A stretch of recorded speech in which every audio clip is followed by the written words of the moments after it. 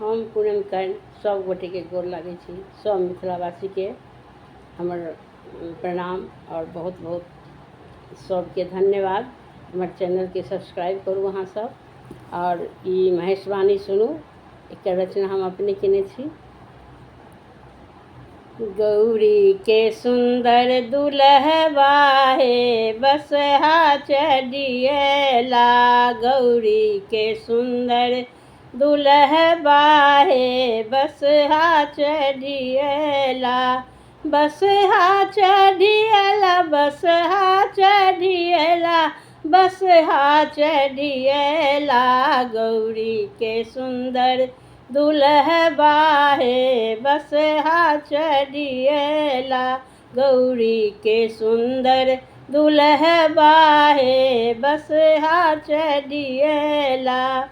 परिछय चलेली माए मनाइन परिछय चलेली माए मनाइन। साँप देलनि उपहार बसहा चढ़िएला। साँप देलनि उपहार हे बसहा चढ़िएला।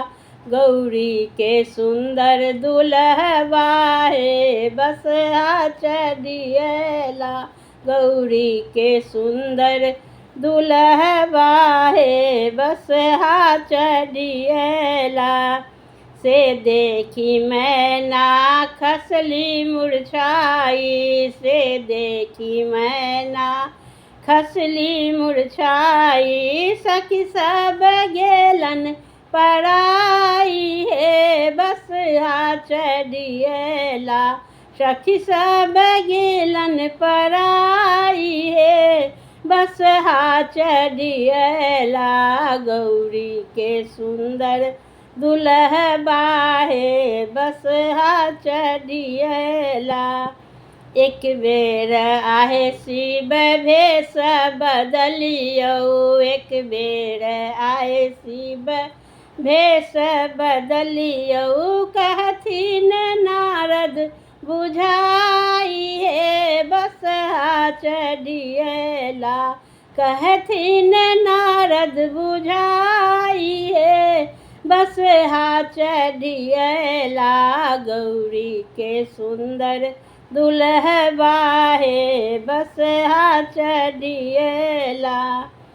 भेष बदले शिव भेला तैयारी भेष बदले शिव भेला तैयारी। मैना के नैना जुड़ाई हे बसहा चढ़िएला।